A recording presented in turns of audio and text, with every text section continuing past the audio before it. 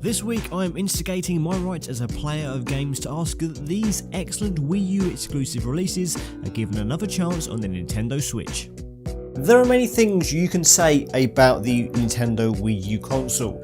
It was clearly a flop, it clearly didn't do so well, it could be seen as a disaster in many places, but it did give us some incredible games. And the great thing about their follow-up console, the Nintendo Switch, is that some of those games are getting a new lease of life in the form of re-releases, either slightly just general ports or completely new upgraded versions. Now in the past week we have seen the release of Bayonetta 1 and 2 on Nintendo Switch, and I've been playing those for the past few days, and it's reminding me how great those games are and how great some games in the Nintendo Wii U library actually were. And there have been many games that have come out originally on Wii U and have made their way onto Switch, such as Mario Kart 8 Deluxe, which is easily the definitive version of the game, and many others that have come through the past year of the Switch being out. And that's made me think, well, there are plenty of Wii U games that could easily come out on the Nintendo Switch,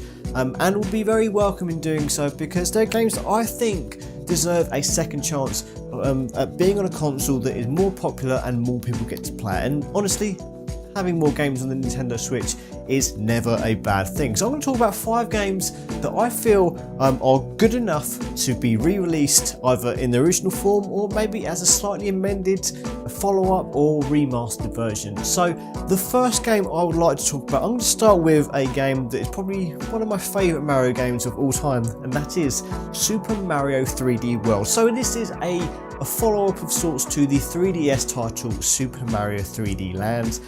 It's sort of classic, it's kind of classic Mario platforming in a 3D environment. It's not the sort of like the Mario 64s, Sunshines and Odysseys of this world. It's more of a sort of a very structured, level by level basis Mario game that's sort of just, it's like a 2D Mario game but in a 3D space. It's very sort of enclosed levels that are designed so perfectly that they just encapsulate everything that's great about platforming games and especially Mario games in general.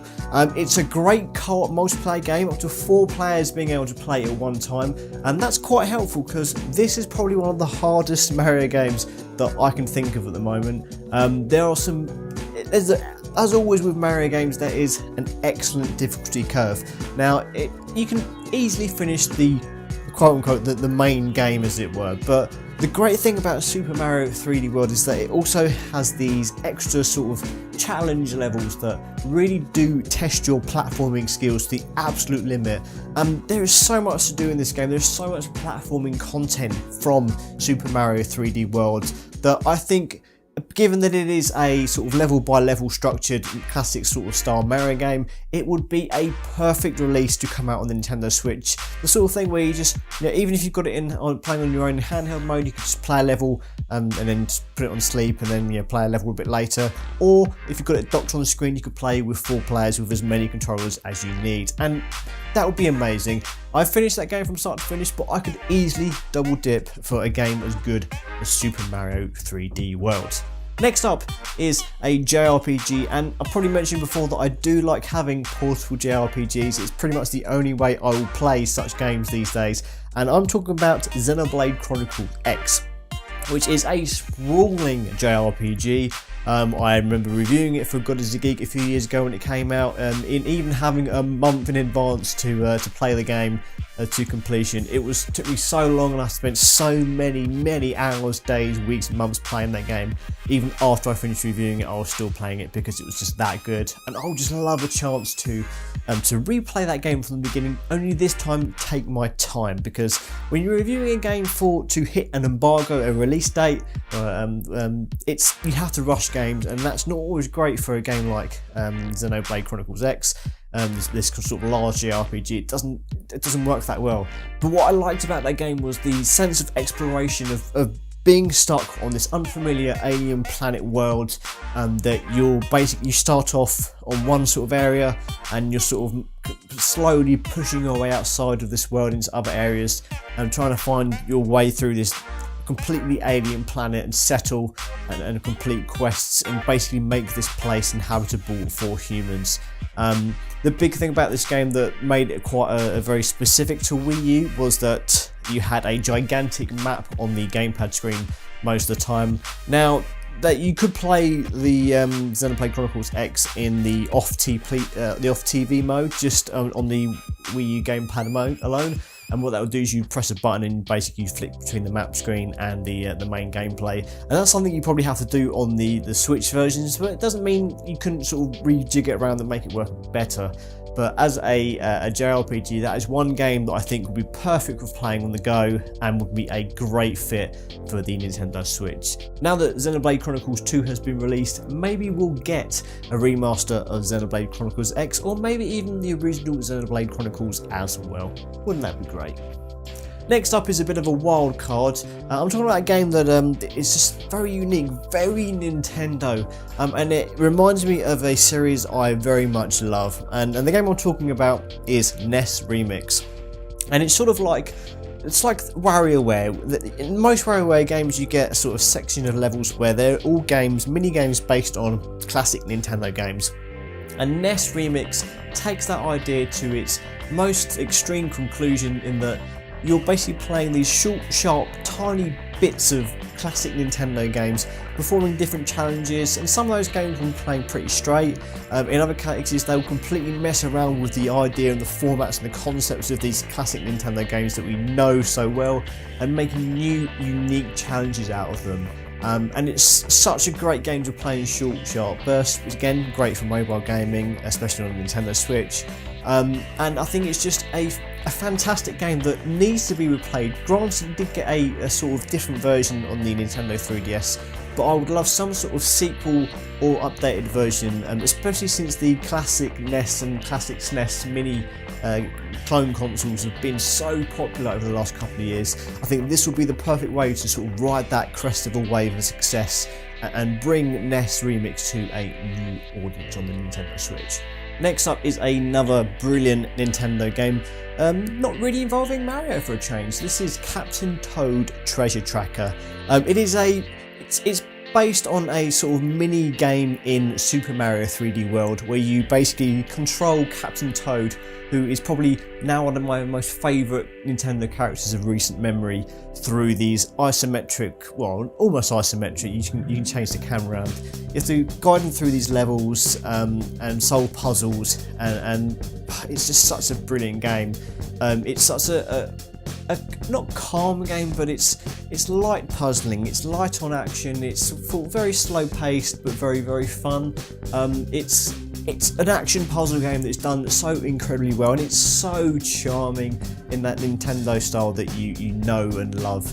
It's real comfort gaming, and I think it's just an excellent game that was unfortunately lost in the shuffle on the Wii U with it being so unpopular. But it's one of those games I would love a remake or a sequel, just something more from Captain Toad, because it's probably one of my favourite games on the Wii U console, just because it was so different. It was a different take on Mario, and it was nice to have a game in the Mushroom Kingdom with playing as a toad, an adventurous toad at that. And I'd love for another chance for that game, to have people to play that game for the first time and discover it, because it is a wonderful, wonderful puzzle game that's so good. So the last game I'm going to talk about is Nintendo Land, the very first game released on the Wii U, and it was sort of like their version of Wii Sports for the Wii U, and it's just a little kind of collection of small gaming experiences based on classic Nintendo properties like Zelda, Donkey Kong, F-Zero, and it was just a way of introducing people to how the Wii U gamepad works and how it could be used for things like single player experiences, multiplayer experiences and more. And because that game was so reliant on the Wii U gamepad as it was, that might be a difficult thing to move over to the Nintendo Switch. So what I would like is some sort of Nintendo Land sequel that took advantage of the fun undocked play of the Nintendo Switch mobile console and really sort of just go wild with the things you could do, especially knowing how crazy the Joy-Con technology can do with. I mean, we're seeing things such as the Nintendo Labo where clever things have been doing with those Joy-Cons. And I'd really love to see a new Nintendo Land game, because it was just fantastic. It was a great party game. I particularly love the Luigi's Mansion game, where one person had the Wii U gamepad as a ghost. and trying to sort of capture all the other players who were trying to hunt that person down by shining torches at them. And it was just a brilliant way of asynchronous gameplay in terms of multiplayer that was just so much fun, and it just deserves to come out for the Nintendo Switch. It was such a great idea. It was good to see. It was the last time we saw F-Zero officially in any sort of Nintendo release capacity, say from Captain Falcon in Smash Brothers. You know, it had this great idea of sort of trying to reintroduce these Nintendo characters in fun ways to make this excellent party game. And as great as the Nintendo Switch is, I kind of feel it's sort of still missing party games still. Granted, you've got 1-2 Switch, which is pretty limited but relatively fun for a few minutes. Of course, you've got Mario Kart, but it really needs that sort of really good party game, and a Nintendo Land for the system would be absolutely amazing, and I think it'd be a perfect game for the Switch. So that's it from me this week. This week I'm going to ask you a question, and I want you to answer it in the comments, and I want you to tell me which Wii U games would you like to see given a new lease of life on the Nintendo Switch. Anything you want, tell me, give me a list, give me one game, whatever you want. I'm going to say goodbye now, but thank you very much for watching. I will be back next week, next Thursday, with another video. And as always, please keep subscribing, liking, sharing my videos with people, because it really does help me out and I really do appreciate it. As here you can see some more videos and check those out. And I shall see you next week for some more gaming fun. Goodbye.